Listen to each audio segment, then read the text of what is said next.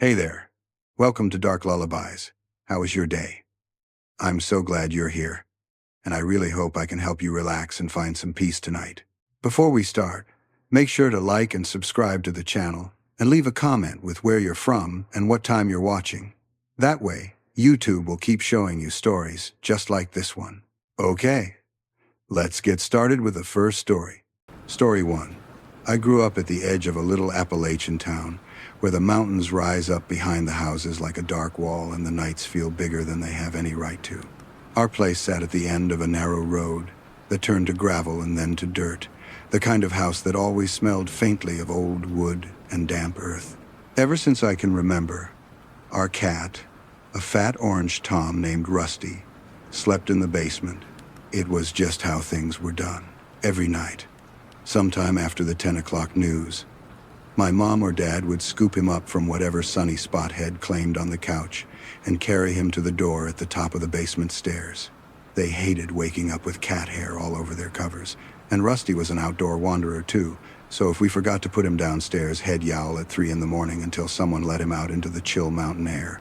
The basement was huge, the biggest open space in the house, cement floor, low ceiling, old washer and dryer humming away in the corner, an old futon and a beat-up recliner my dad refused to throw out. I always imagined Rusty liked having all that room to roam, his own little underground kingdom. About 2 weeks before I'm writing this, he started acting wrong in a way I didn't understand. There's a small landing just past the basement door, 3 steps down, then it turns, and the rest of the stairs drop into the dark. Since I was a kid, that landing had been Rusty's launch pad. You set him down, he'd shake himself off, trot down like he owned the place, and that was that. One night, late, I did what I'd done 1,000 times. I lifted him, felt his familiar weight in my arms, and set him gently on the landing. I pulled the door closed and went to the kitchen sink to fill my water glass before bed. Halfway through, I heard him start to meow. At first, it was just one sharp complaint, then another, and then a constant, desperate sound that made me set the glass down harder than I meant to. Rusty usually padded down the stairs so fast the meow came from below, muffled by the concrete and junk. This time it was right behind the door, thin and panicked. I opened it, expecting to see an empty landing and maybe an empty food dish at the bottom of the stairs. Instead, Rusty shot past my ankles like he'd been kicked, claws scrabbling on the hardwood as he bolted down the hallway and vanished into the living room shadows. His food bowl downstairs was full. I remember standing there with the basement door open, feeling that cool, slightly moldy breath of air rising up to meet me, thinking, that's weird, and doing what most people do when something doesn't make sense. I shrugged and pushed it aside. I carried him back later and made him stay. I figured maybe he was getting old and fussy. The next couple nights were the same, only worse. I'd place Rusty on the landing, close the door, and start brushing my teeth. Within minutes, he'd be crying again, sharp little sounds that somehow didn't sound like my lazy, confident cat. When I opened the door, he was always in the same spot, huddled at the top step, staring down into the dark like there was something he was waiting for or hiding from. I tried to coax him down, nudging his back gently with my toes, but his claws dug into the wood and he flattened himself, tail puffed, like the air below was on fire. I didn't like the way it made my stomach twist, so I did the only thing I could. I closed the door, went to bed, and told myself he'd calm down eventually. Listening to him cry through the wall that night, I remember thinking, you're being dramatic. As a cat. Still, I didn't sleep very well. The day after that, he refused to come in the house at all. Usually, when Rusty wanted inside, he'd park himself in front of the glass storm door out front or by the sliding door in the back, and if he saw anyone walk by, he'd tap the glass with his paw like he was knocking. That evening, just before sunset, I found him curled up on the worn welcome mat on the front porch, his body tight, eyes half closed but not relaxed. I opened the door to let him in, and he just stared at me like I was offering him a trap instead of dinner. I stepped outside, scratched under his chin, felt the familiar rumble of his purr, and figured he'd wander in when he felt like it. A couple hours later, on my way to grab a snack, I passed the door again and realized he hadn't moved. Same spot, same tense little curl, like he was keeping watch. It was getting late, the mountain air sliding from cool to cold in that quick way it does out there, so I finally picked him up, ignoring the way he squirmed and complained, and carried him inside. I knew he didn't want to go anywhere near the basement, and I was tired of listening to him freak out, so I let him sleep in my room that night. He calmed almost instantly, settling into that warm ball at the foot of my bed, and for the first time in days, the house felt normal again. That didn't last either. Over the next few days, my dad kept getting irritated that someone clearly meaning me or my little sister, was leaving the basement door cracked. The central air would kick on, and he'd stalk into the hallway, muttering about his electric bill, while cool air drifted up from below. I assumed it was my sister. She's always been the type to leave drawers half open and lights on in every room she exits. The door thing barely registered for me. I just liked that Rusty had mostly stopped crying at night as long as he stayed in my room. Looking back, I think that was the first horror element I didn't recognize for what it was. That door was opening somehow, over and over again, and none of us were the ones doing it. One night, around 3 a.m, I woke up out of nowhere. No nightmare. No noise. I could pinpoint just that sudden jolt into awareness that feels like surfacing from deep water. My room was dim, lit only by the soft blue glow of the digital clock across the room and the thin wash of moonlight leaking around the edges of my blinds. Rusty was awake too. I could feel him stiff at my feet, his body no longer a relaxed weight but a coiled spring. His head was up, ears pricked, facing the door. I followed his gaze, eyes gritty with sleep. And that's when I saw the silhouette. Someone was standing in my doorway. They didn't move, didn't say anything, just filled the narrow frame with a still, solid shape. Behind them, the hallway nightlight we kept plugged in near the bathroom threw just enough of a glow to outline shoulders, a head, the curve of an arm. My brain grabbed the easiest explanation. My sister, up to use the bathroom, lingering for some reason. I croaked out her name. The figure didn't answer. They shifted slightly, like they were turning away, and I heard the tiniest creak in the old floorboards, the kind the house makes only when someone is really putting weight down. Then they were gone, swallowed by the dark. I lay there, heart beating hard, waiting to hear the bathroom door open, the flush of the toilet, the rush of water in the pipes. Nothing, just silence and the steady tick of the clock. I wanted to get up, to check, but a heavy, stupid fear kept me pressed into the mattress until sleep dragged me back under. A few days later, we found out what had driven Rusty out of the basement in the first place. Well, what we thought it was, anyway. My mom went downstairs to do laundry and came up swearing, scratching at her ankles. Fleas, tiny, black, jumping, biting things all over the carpet, clustered around the old futon and under the stairs. It was bad enough that you could see them in little patches if you looked long enough. Wed never had a flea problem before, and Rusty always wore a collar, so my dad immediately started in on my mom about not changing it on time. She argued back, swearing she had, but under the raised voices was a shared disgust. The idea of that many little parasites hidden just under our feet made everyone feel contaminated. Dad went full war mode.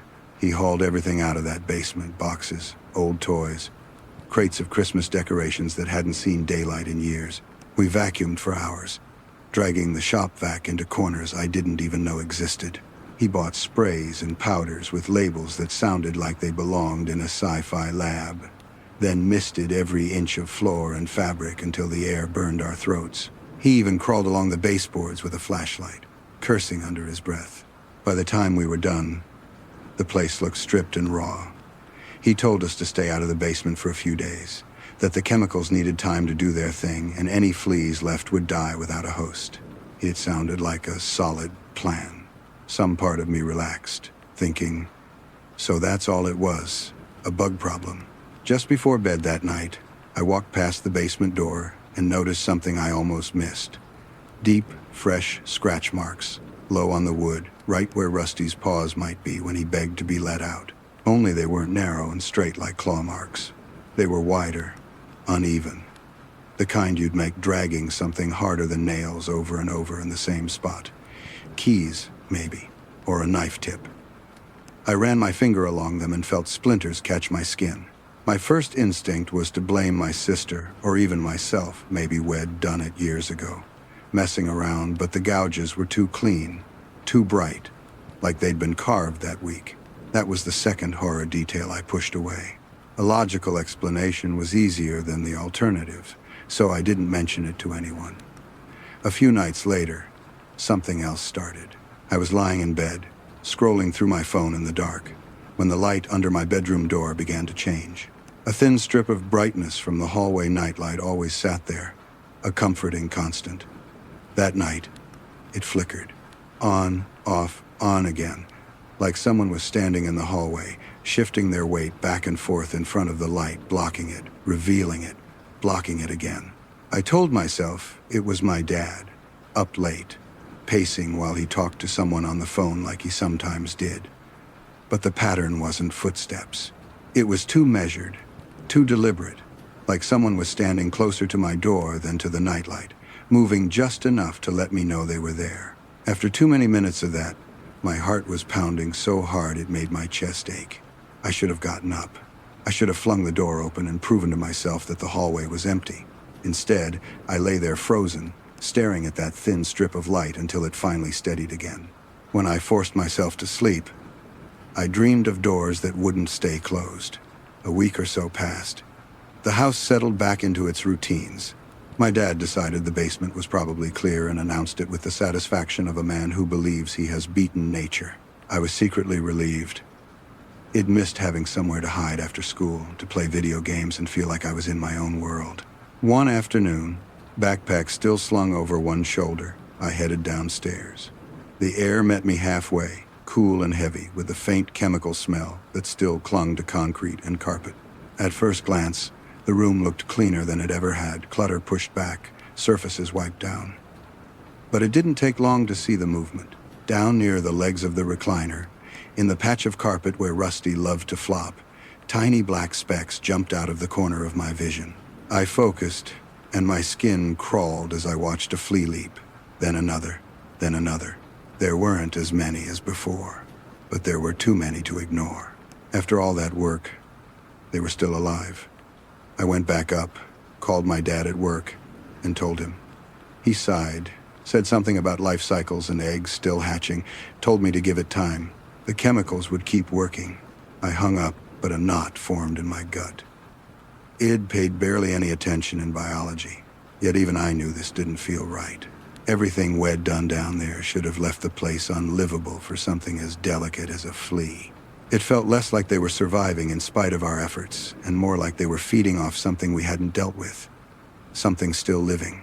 The next day after school, I decided to check the far end of the basement, a section we almost never bothered with. Beyond the main open area and the laundry corner, there was a storage room with a heavy wooden door that stuck if you didn't yank it hard enough. We kept old tools back there, boxes of baby clothes, the kind of junk every family collects and never quite gets around to throwing out. I figured maybe a raccoon or a possum had gotten in, died, and become flea heaven.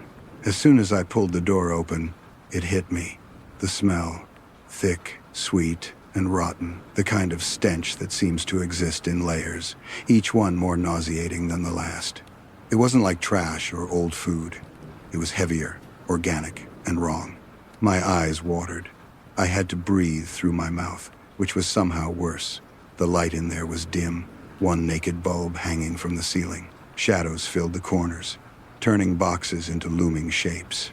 The smell was fiercest at the back wall, where the concrete gave way to an unfinished crawl space that ran along the length of the house. A low, black opening barely 3 feet high, framed by rough wooden beams. Our plumbing and some of the older ductwork disappeared into it.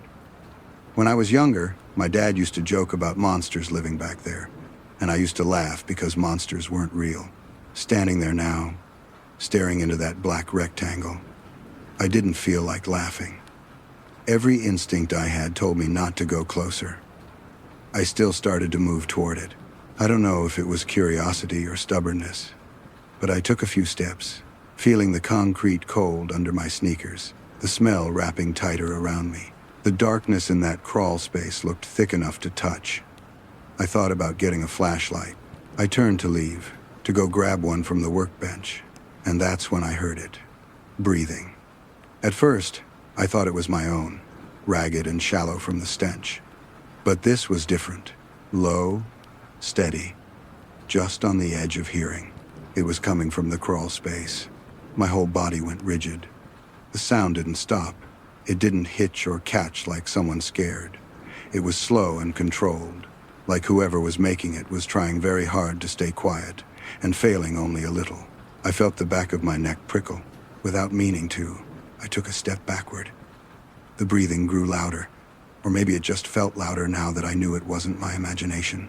Something shifted in the dark, a scrape of fabric against wood, a faint shuffle along the ground. Then, in one horrible, fluid motion, something lunged forward in the darkness. I saw a flash of a pale hand reaching toward the edge of the opening, fingers stretching as if to grab the frame and pull the rest of a body out. I didn't wait to see the face attached to it. My instincts finally overrode every rational thought. I turned and ran. I don't remember crossing the basement. 1 second I was in that storage room. The next I was flying up the stairs 2 at a time, my foot slipping on the second to last step so my shin slammed into the edge hard enough to bruise. I still didn't stop. I burst into the kitchen, slammed the basement door, and shoved the deadbolt into place with shaking hands like that thin piece of metal would matter if whoever was down there decided to follow. My mom wasn't home. She worked evenings at the clinic some days. My dad was still at the plant.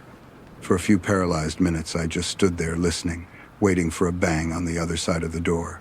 A voice. Anything. The house stayed silent. My heart felt like it was trying to tear its way out of my chest. I grabbed the phone and dialed 911. My voice sounded like it belonged to somebody else when I told the dispatcher there was someone in our basement.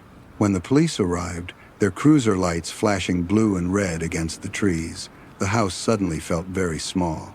2 officers came inside, hands resting near their holsters but not on them, eyes moving over our family photos and worn-out furniture with quick familiarity. They took my statement, nodding in the right places, then went downstairs. I stayed in the kitchen with one of them while the other disappeared into the basement, radio crackling softly. I watched the closed door like it might come alive. It felt like hours before they both came back up. They didn't look scared, just tired. They hadn't found anyone. No man hiding in the crawl space, no stranger lurking in the shadows. But there were signs. In the storage room, in that dark gap had been too afraid to enter, they'd found piles of food wrappers, chip bags, candy, empty water bottles, stuff none of us remembered taking down there. There was an old blanket, too, wadded into a makeshift bed on a sheet of plywood, and a tangle of dirty clothes stacked like a pillow. On one of the beams near the opening, there were fresh scuff marks at shoulder height, like someone had been bracing themselves there often. Outside, at the back of the house where the ground sloped away and exposed the foundation, the officers found the storm door to the basement hanging just slightly off its latch. In the patch of dirt right outside it, the ground was scuffed and packed down, a faint trail worn into the weeds leading toward the tree line. Near the edge of our yard, half hidden under a laurel bush, they found a little nest of cigarette butts and a cheap disposable lighter. Somebody had been watching our house long enough to get comfortable. One of the officers told us, calm, professional, that it was probably a drifter or a homeless man who'd found his way in and decided to ride out the cold nights in our basement. It happens more than people like to think, he said, especially in places like ours where old houses have too many access points and not enough people checking them. He said the fleas made sense. A constant warm-blooded host sleeping in the dark, close to the foundation, enough to keep a colony thriving even after chemicals and cleaning. He said we'd done the right thing, calling. That was all logical. It didn't make me feel any better. When he left, we watched the cruiser disappear down the road, taillights swallowed by the trees. My parents were trying not to show how shaken they were, but it was there in the way my mom kept wiping the same clean spot on the counter and how my dad checked the back lock 3 times. We installed a new deadbolt on the basement door the next day. We screwed the storm door shut from the inside. My dad bought motion sensor lights for the backyard and a camera for the porch that pinged his phone if anyone stepped within its range. We did all the things you do when you realize, all at once, that the space you thought of as safe has more cracks than you ever noticed. I took Rusty back downstairs once. thinking maybe the fleas being gone would change his mind. The second his paws hit the landing, his body locked up. He didn't cry this time. He just stared down into the dark, his ears flat, then turned his head and looked back at me with something like accusation in his eyes. I scooped him up and never tried again. A week or so after the police came, I was getting ready for school, running late, rushing like usual.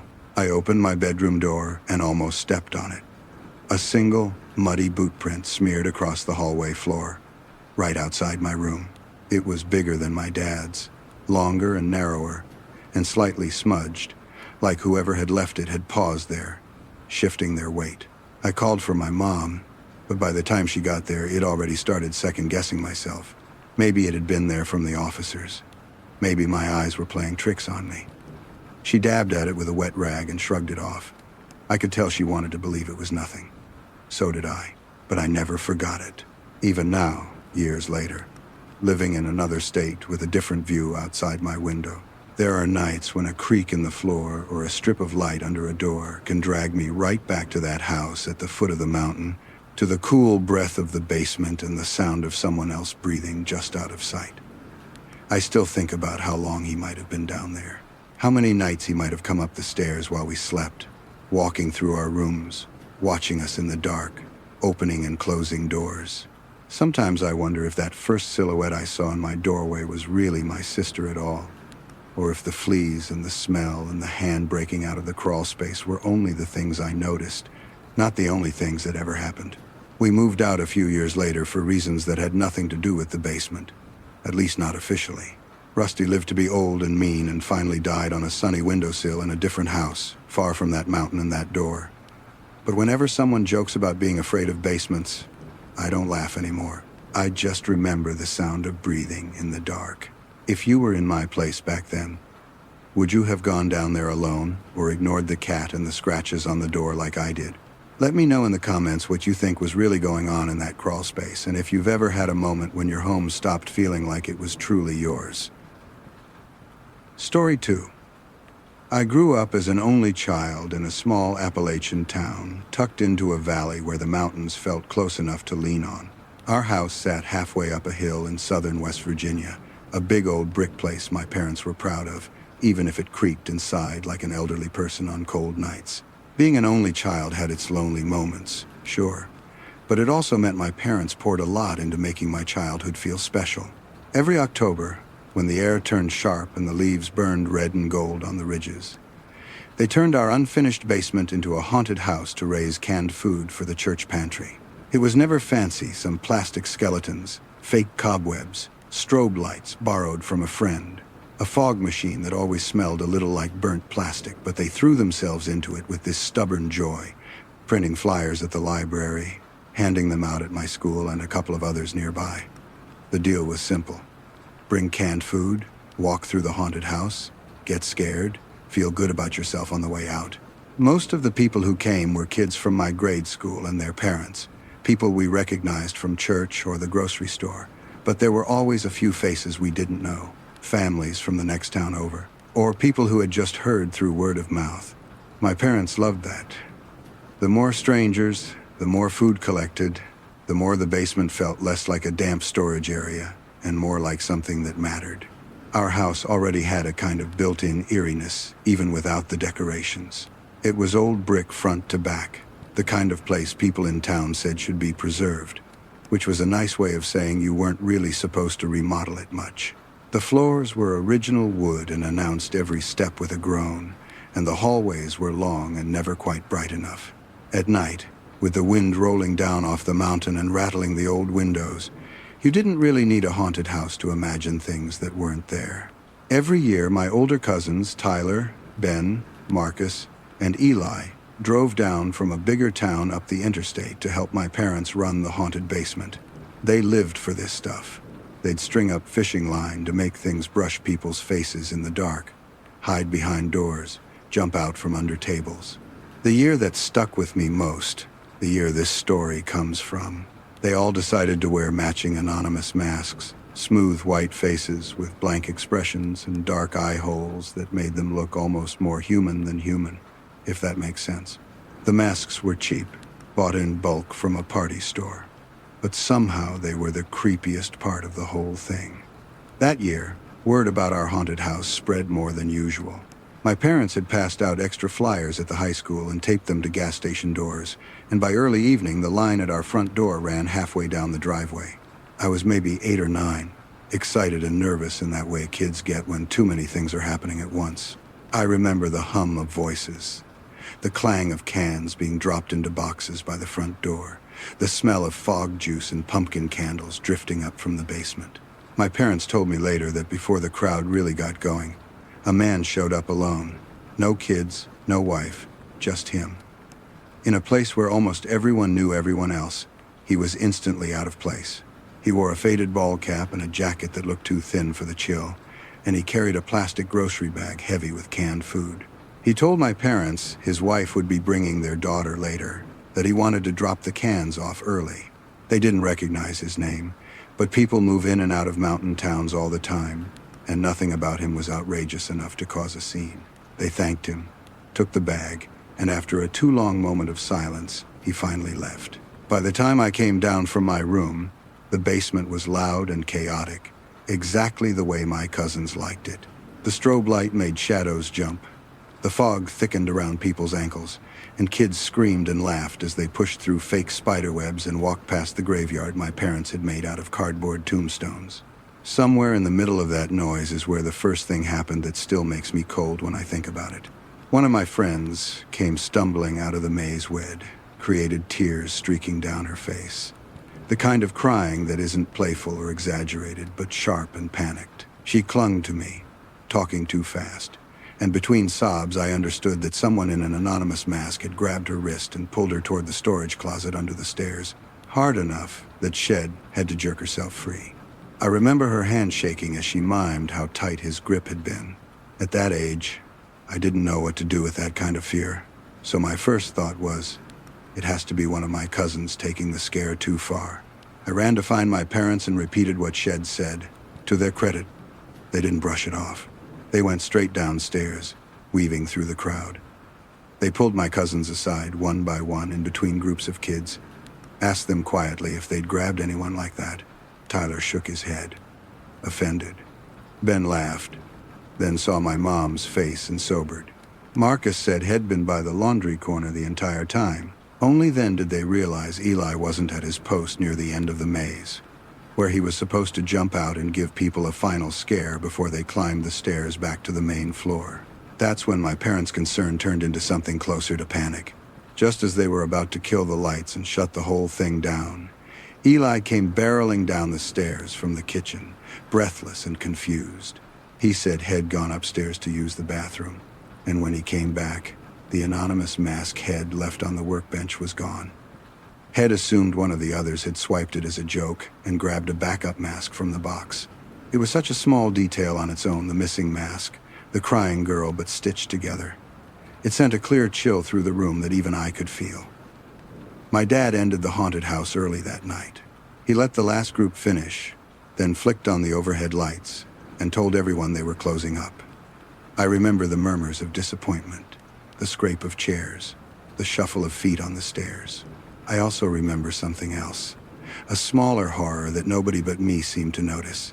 As people filed out, I saw the basement side door, the one that led out to the narrow strip of yard and then to the tree line, standing not just unlocked, but open a few inches, swaying with each draft of cold air. There were faint muddy smears on the concrete just inside, like someone had stepped in and scraped their shoes clean against the floor. When I pointed it out to my dad, he frowned, closed it, and slid the deadbolt. But he said it was probably one of my cousins taking a shortcut between scares. I wanted to believe that, so I did, at least for a while. That night, the house felt weirdly quiet without the constant noise of visitors. My cousins stayed over, camped out in sleeping bags in the living room, and my parents double-checked the locks before finally going to bed. I should have felt safe. I didn't. I fell asleep anyway because kids do, especially after big, noisy nights. At some point, though, I woke up to a sound that cut straight through the leftover adrenaline and into something more primal. A tapping at my bedroom window. It was soft at first, spaced out enough that I thought maybe a tree branch was scraping the glass. I squeezed my eyes shut, tried to will myself back to sleep, but the taps kept coming, more insistent, like knuckles rapping with intent. Our house sat halfway up a hill. My room was on the second floor, facing the side yard, far enough off the ground that no one should have been able to reach that window easily. That realization only came to me later. In the moment, I just lay there frozen, my body hot under the covers, my face cold where the air touched it. After a few minutes, the tapping stopped. I stared at the glow and the dark stars on my ceiling until my eyelids finally grew heavy and I drifted off again. I don't know how long I slept before the second noise pulled me back. This time it wasn't tapping. It was scratching. An ugly, deliberate sound along the frame of the window, like someone pressing something hard metal or a broken fingernail into the paint and dragging it slowly down. There was nothing random or wind-driven about it. It was too steady, too focused, like whoever was doing it wanted me to hear and imagine the shape of the marks they were leaving. Something broke in me then, a thin dam between fear and action. I threw the covers aside, my heart pounding in my throat, and rushed to the window. I didn't think about what he'd do if someone was actually there. I just needed to know. I grabbed the curtains and yanked them open. For a second, my brain refused to process what my eyes saw. There, inches from my face, separated only by the glass, was a person in one of those anonymous masks. The white surface took on a bluish tint from the moonlight, the empty black eye holes perfectly aligned with mine. Whoever it was had their forehead pressed lightly to the glass, fogging it with their breath. The mask was tilted just enough to give the impression of curiosity, almost tenderness, which somehow made it worse than any exaggerated, snarling expression could have. I screamed. My voice sounded high and raw, the kind of sound that tears something in your throat on the way out. I stumbled backward, tripped over a pile of clothes, and hit the floor hard enough that my elbow went numb. Footsteps thundered down the hallway. My door burst open, and my parents crowded into the room demanding to know what was wrong. I pointed at the window, unable to form words. But when my dad rushed over and peered through the glass, the space outside was empty. The mask, the face, the presence gone, as if the night had swallowed it whole. It took what felt like hours for everyone to calm down. My cousins wandered upstairs, hair mussed, faces pale. My dad went outside with a flashlight, his breaths harsh in the cold. The police were called. Again. Officers walked the perimeter of the house, their beams slicing through the dark. They didn't find anyone lurking in the yard or in the tree line. There were no footprints. They felt confident enough to point to the ground was covered with leaves and pine needles, and what might have been a print here or there blurred into the natural mess of a mountain yard. But the next morning, in daylight, I noticed something that made my stomach drop all over again. Deep, fresh scratches along the wooden window frame outside my room. Long, vertical grooves right where ID heard the sounds. The paint was shredded, curled up at the edges like peeled skin.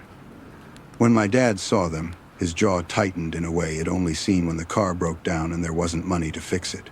We repainted that summer, but I knew where they were under the new coat. Months went by, and the haunted house became the kind of story people told with nervous laughter at church potlucks and school pickup lines. The police report ended up being a folder in some cabinet at the station. My parents added a couple more locks, installed a motion sensor light by the side yard, and eventually their shoulders lowered a little. Their eyes stopped flicking to the windows every time a car went by outside. Life creeps back in, even after you've been scared out of your skin. I went back to worrying about tests and recess and whether anyone would sit with me at lunch. But the feeling of being watched, of not quite being alone when I should have been, never completely left. Sometimes at night, I'd hear what sounded like gravel crunching outside or the soft squeak of the side gate, and I'd lie there holding my breath, listening, trying to decide if it was real or just my nerves making noise. One afternoon after school, maybe 4 or 5 months after the Halloween chaos, I trudged up the hill from the bus stop and let myself into the house like any other day. The sun was low but still bright, casting long beams through the windows. I remember dropping my backpack in my room and freezing. There, dead center on my neatly made bed, was an anonymous mask. It was identical to the ones my cousins had worn that night. Same blank face, same smooth white surface, Same black eye holes, but this one had something extra. In thick, uneven lines of black marker across the forehead was my first name, written in letters that started off careful and then grew more erratic, like the writer's hand had shaken or their patience had run out. It was such a surreal sight that for a second my brain tried to minimize it. I told myself it had to be a joke, that one of my cousins or friends had snuck in and left it to mess with me. But the house had been locked when I came home, the alarm panel by the door still blinking its usual code. My parents were both at work. No one was supposed to be there. When I picked the mask up, my fingers came away faintly greasy, like there was a residue of old sweat or cheap cologne clinging to it. My heart pounded so hard I could feel it in my gums. I checked my closet and under my bed for the first time, not as a ritual, but because it suddenly felt necessary, like an inspection after a break-in. Under the bed, where dust bunnies should have been the worst of it, there was something else. A crumpled cigarette butt and a tiny torn corner of one of our haunted house flyers, the part with our address printed on it. I knew no one in my immediate family smoked. That detail, more than anything, made the room tilt for a moment. We called the police again. Officers came, looked at the mask, took it in a plastic bag, walked through the house, checked the windows and doors. They found no broken locks, no clear sign of forced entry. Whoever had come in had either known exactly how to avoid tripping the alarm or had gotten inside before it was set and waited. That possibility sank into me like a stone. My parents responded the way a lot of parents would. They layered on more security. A full alarm system replaced the basic one. Every window got its own sensor, including the second floor ones. My dad added another deadbolt. They installed more cameras, ones that chimed whenever someone stepped onto the porch. The house became a fortress on paper, but I still lay awake at night hearing echoes of that scratching and imagining the smooth curve of the mask pressed against the glass, breathing fog onto it. Nothing else happened there that we could prove. We kept living. We stopped doing the haunted house after that, even though my parents told people it was just too much work. I grew up, graduated, and eventually moved away from that town, away from that hill and that house with its brick walls and creaking floors. Years later, in a different apartment in a different state with different mountains in the distance, I came across an old box of my things from home. On top of a stack of yearbooks and school projects was a worn flyer from that Halloween, the edges soft from handling, the ink a little faded. Our address was still clear as day. Seeing it again, knowing what followed, sent a shiver down my spine in a way that surprised me with its intensity. I thought about the stranger who showed up with the first bag of cans, about the missing mask, the open side door, the hand on my friend's wrist, the face in the window, the scratches on the frame, the cigarette butt under my bed, my name written across that blank forehead. None of it was supernatural. It was all horribly, uncomfortably human. Sometimes I still wonder how long he watched our house before he ever stepped inside. Did he stand in the tree line at dusk, memorizing how my parents' cars pulled out, what lights stayed on, which windows glowed late? Did he sit in his car outside the school with one of those flyers in his hand, practicing my name before writing it on the mask? Did he ever stand in my doorway while I slept and decide, for reasons he'll never know, to walk away instead of closer? That's the kind of horror you don't really shake off. You learn to live with it, like an old injury that aches when it rains. I don't have any easy moral to end this on. I just know that when I hear about harmless scares or people brushing off gut feelings, I think about that house in the Appalachians and the way my bedroom window sounded under someone else's hand. If you'd been my parents back then, would you have kept doing the haunted house after that first strange man showed up alone, or shut it down sooner? And if you've ever had a moment where something at home suddenly felt wrong in a way you couldn't explain, I'd honestly like to hear it, share it in the comments, because I think a lot of us have stories we're still trying to make sense of. Story 3. I was 22 when I took the job at the roadside diner just off the 2-lane highway that wrapped around our little Appalachian town like a crooked belt. The place was called Ridgeview Grill, which was funny because the only view you got from the parking lot was of a steep embankment, a tangle of trees, and a rusted guardrail. Still, it was one of the few places hiring, and I was broke enough that the smell of old fry oil and burnt coffee didn't bother me. I told myself it was temporary, just a way to pay rent on my tiny basement apartment in town and keep my car from getting repossessed. The diner sat in a shallow dip between two hills, low and squat, with flickering neon that buzzed louder than it glowed. At night, the headlights from passing trucks would sweep across the front windows and vanish quickly, leaving the interior dim and strangely hollow. The manager, a guy named Doug, was the kind of person you could tell was trouble within 5 minutes of meeting. He was in his 40s, heavy-set but always moving fast, with a permanent sheen of sweat on his forehead and a smile that never quite reached his eyes. He scheduled me for the worst shifts without apology, the late nights when the truckers came through and the local drunks wandered in from the bar down the road. He cut corners in ways that made me uneasy. Food past its date, cash tips that seemed to shrink on the way from the register to staff pockets. Cleaning jobs skipped if he thought no one would notice. But I needed the job more than I needed to feel entirely comfortable. So I kept my head down, learned the menu, and tried not to stare too long at the stains on the ceiling tiles. It was maybe my 3rd week there when I first heard the noises. It was close to midnight on a Tuesday, the kind of night when the highway went mostly quiet and the diner felt like it was floating in its own little bubble of fluorescent light. I was mopping the kitchen tile, pushing gray water toward the floor drain, when a low thud vibrated up through the mop handle, then another. At first I thought something heavy had fallen in the storage closet, but the sound didn't come from the side. It came from below. I stopped moving, held my breath, and listened. The thuds were followed by a dragging sound, a slow scrape like something rough being pulled along concrete. There was a rhythm to it, not steady but intentional, almost like someone shifting position on the other side of a wall or floor. The whole thing lasted maybe 30 seconds before silence rushed back in, louder than the old exhaust fan humming above the grill. I tried to rationalize it as pipes clanging, the building settling, whatever id heard grown bigger in my head because I was tired and hopped up on too much coffee. Still, my hands shook a little as I wrung out the mop and finished my closing tasks. The next night, the sounds came back. Same time, same place. Quiet kitchen, mop in my hands. Then the faint echo of something heavy hitting concrete below my feet, and that dragging scrape that made the hair on my arms stand up. This time there was another layer, almost too faint to catch. A wet cough, the kind someone makes when they're trying not to be heard. When it cut off abruptly, the silence that followed felt purposeful, like whoever was down there knew I was listening. My skin crawled. The next day I mentioned it to Doug in the least dramatic way I could manage. More like I was asking about a creaky door than confessing I was freaked out. He barely looked up from counting the register and told me it was nothing. Probably animals outside or the pipes under the floor. When I said it sounded like it was coming from directly below the kitchen, he snorted and added that there wasn't a basement anyway, that the building sat on a slab and there was nowhere down there for anything to be.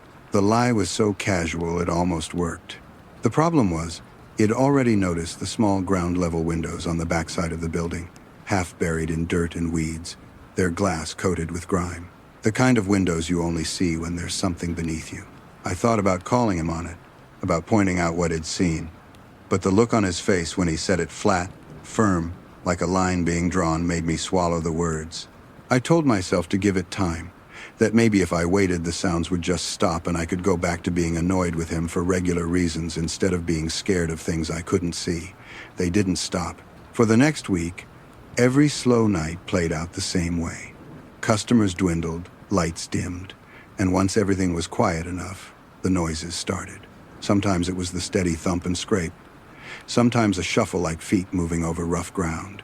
Once, when I leaned down to grab something from the low pantry shelf, I could have sworn I heard the faint rustling of plastic, like someone was tearing open a wrapper under the floor. Another time, I caught a different sound entirely. A small metallic clink, repeated several times, with the unmistakable pattern of something being turned and released, like a nervous hand playing with a lighter or a pocket knife. That was the first horror detail that settled into me and stayed, because it was so specific, so human. Pipes don't flick lighters. I spent more of my shift staring at the floor than at the orders on the ticket rail. Eventually, I snapped. After one especially long night of listening to noises and convincing myself I was imagining them, I came home wired and restless. I lay in bed staring at the ceiling of my apartment. the shadows of passing cars sliding across the plaster, and all I could see in my mind's eye was the kitchen floor at the diner and whatever lay beneath it. The next time I closed, I decided I'd stop wondering and start looking. It was a Thursday, slow enough that I was the only server on and the cook left early once the grill was scrubbed. Doug disappeared into his office, a cramped little room off the back hallway that always smelled like stale smoke and old paperwork. I finished my side work, wiped down the counters, and when I heard his chair squeak and the clack of his keyboard, I slipped my keys into my pocket and stepped outside through the back door under the pretense of taking out the trash. The air was cool and wet, carrying that heavy smell of leaves and distant wood smoke that always creeps in during fall in the mountains. I dragged the trash bag to the dumpster, then veered along the back wall of the building, my sneakers crunching on gravel and broken glass. The ground sloped away slightly, and there they were, 3 narrow windows, their tops just at my knees, sunk into little concrete wells overrun with dead weeds. Up close, I could see that the glass wasn't just dirty. There were smears on the inside that looked a lot like the residue left by hands pressed against it. In one of the wells, I saw cigarette butts mashed into a soggy pile and an empty water bottle with the label peeled halfway off. The idea of someone sitting inside, smoking and staring up at the underside of the world, made my skin prickle. I pulled my phone from my pocket and flicked on the flashlight. The beam reflected back at me uselessly at first, bouncing off the grime. I crouched, leaned closer, and cupped my hands around my face to block the glare. For a second, all I could make out was my own distorted reflection and a dim impression of concrete walls. Then, just as my eyes adjusted, something moved past the line of light, a quick shift of pale skin or fabric, gone before my brain could lock onto it. Almost simultaneously, a small light flared inside the darkness, low and off to the right. There and gone so quickly it felt more like a blink than a flame. That same metallic click it heard under the kitchen floor echoed faintly through the glass. The realization that someone was directly beneath me, aware enough to move out of the beam and shield their own light, sent a bolt of cold through me that had nothing to do with the mountain air. I stumbled back, my heel catching the edge of the concrete well. For a split second, I felt my balance tilt toward the glass and imagined my foot crashing through, my leg dangling into that dark space while hands grabbed for me.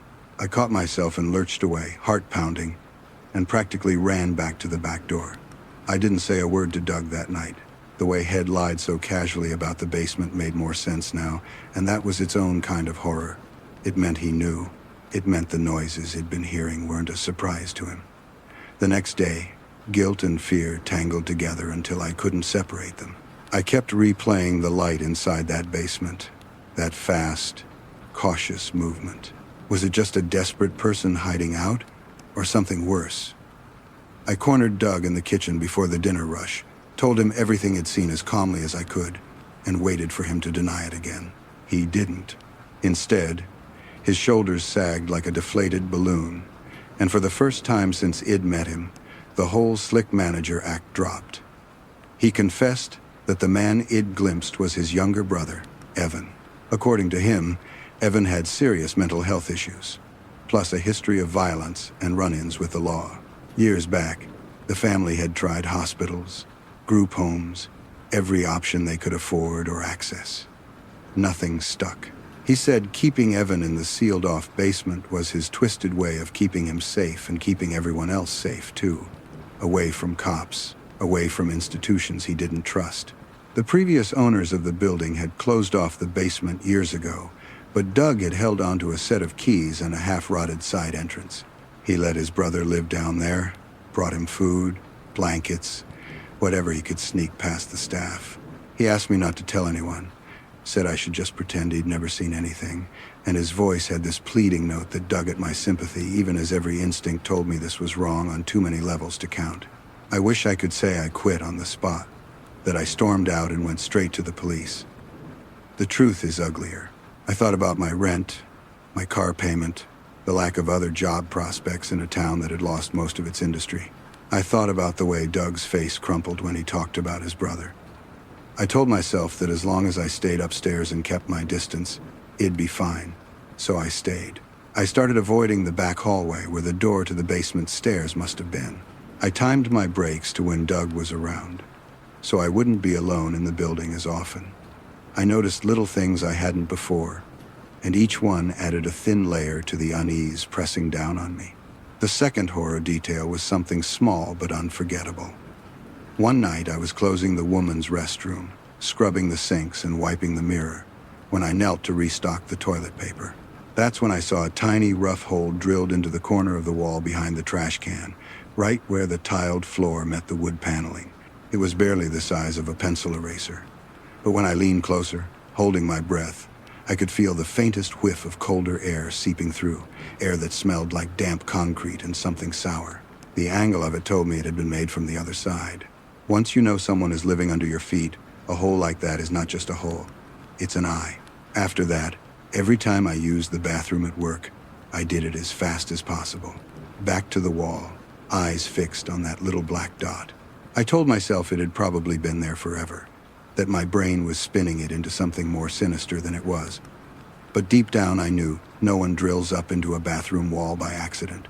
The weeks blurred together. Some nights were uneventful. I almost managed to forget there was a man in the dark beneath the floor. Other nights, the noises came back stronger than ever, accompanied by faint muttering or low, angry sounds that made my stomach knot. One evening near closing, when the last customer had left and I was wiping down the counter, there was a sudden crash from somewhere in the back, followed by a heavy, rapid thumping that shook dust from the ceiling vents. It sounded less like pacing and more like someone throwing themselves against a door over and over, trying to break it down. For a long minute it went on unchecked, and I froze in place, rag clenched in my hand, listening to the echo of restrained rage reverberate through the building. Then it stopped. The silence that followed felt like someone holding their breath, waiting. Doug emerged from the back hallway a few minutes later, his hair mussed, his shirt collar askew, and his expression was tight in a way that made my heart lurch. He didn't say a word to me, just grabbed his keys and stepped outside for a smoke. I didn't ask what had happened. Some questions you already know the answers to, and hearing them out loud doesn't help.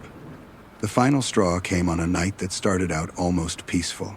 The weather had turned, the first hint of winter sliding into the wind, and the diner was nearly empty. A couple of regulars lingered over coffee until 10, then shuffled out into the dark. I locked the front door behind them, flipped the sign to closed, and went about wiping tables and refilling condiment bottles. The highway outside was quiet, only the occasional hiss of a passing car on the damp pavement. When everything inside was done, I grabbed my bag and headed out the back door toward my car. The parking lot was mostly gravel with a few sad patches of cracked pavement, one dim light buzzing above the door, and a line of trees pressing in along the far edge. When that light flickered, shadows pooled deeper than they should have. I felt watched before I saw anything. The sensation slid over me like a cold hand on the back of my neck. I told myself not to turn around, that it was just my brain dredging up every scary thought from the past month, but my feet slowed anyway. That's when the motion sensor on the corner of the building clicked and the spotlight flared to life, washing the tree line in harsh white. In that instant, I saw a shape separate itself from the darkness between two trunks, a figure standing just beyond the edge of the lot. He was still for a heartbeat, then started moving toward me with a lurching, uneven gait, fast enough that it took my brain a second to accept what I was seeing. The face, when it caught the light, was familiar from one terrible angle. Wild, matted hair, skin streaked with grime, eyes too wide and locked directly onto mine. I recognized him from the basement window, even though I'd never seen him clearly before. Evan. He moved like his body had taken damage somewhere along the way, one leg dragging slightly, one shoulder hunched up, but whatever slowed him also seemed to fuel a kind of fury. His arms pumped as he closed the distance, his mouth twisted into a grin that didn't look like joy. It looked like hunger. I fumbled with my keys, fingers numb, dropping them once and scrambling to snatch them from the gravel. By the time I got to the driver's side door, I could hear his feet on the stones behind me, the rough crunching, uneven but fast. I yanked the door open, dove inside, and slammed it shut just as something heavy hit the side of the car. The impact rattled the frame and sent a spike of pain up my arm from where my elbow nailed the center console. For a split second I froze, And in that sliver of time, he was at the window, his face inches from mine, pressed flat against the glass. Up close, he didn't look like a monster. He looked like a man whose mind had fractured into dangerous pieces. His eyes were yellowed and bloodshot, his lips cracked, his teeth bared in what might have been a smile or a snarl. He dragged his nails down the glass, leaving white squeals of sound that made my teeth ache. Later, when I inspected it in daylight, I'd see faint scratches running in parallel lines like claw marks on a trapped animal's enclosure. Right then, all I could do was scream internally and jab at the lock button over and over, even though it had already engaged. He pounded the window with the heel of his hand, smeared sweat and dirt across it, and I could see his mouth moving, forming words I couldn't hear but somehow understood anyway. He knew I'd seen him, and he wasn't going to let that go. My hands shook so hard I almost dropped the keys again, trying to shove them into the ignition, but somehow the engine roared to life. I slammed the car into reverse, tires spitting gravel, and backed out so fast I nearly hit the dumpster. In the rearview mirror, as I threw the car into drive and floored it toward the highway, I caught one last glimpse of him, standing at the edge of the light, chest heaving, one hand lifted in what might have been a wave, those scratches on the window now a physical memory between us. I drove home faster than I should have, hands locked on the steering wheel, lungs burning. I didn't go back to the diner after that. From the safety of my apartment, still shaking, I called the police and told them everything about the noises, the basement, the windows, the hole in the bathroom wall, the man in the parking lot, and Doug's confession. They took my statement, asked follow-up questions, promised to look into it. Maybe they did. Maybe they didn't. I never worked another shift there to find out. For a while, I half expected Doug to call, to beg me to keep quiet or threaten me into silence, but the phone stayed mostly silent. The only thing that broke the quiet was my own thoughts, looping through the memories. A couple of weeks later, something small but chilling happened that I think of as the third horror detail, the one that convinced me I wasn't just being dramatic. I was walking out of my apartment building one morning, heading to an interview at a grocery store in the next town over, when I saw a folded piece of paper tucked under my windshield wiper. My first irritated thought was that it was some kind of flyer. When I unfolded it, my blood ran cold.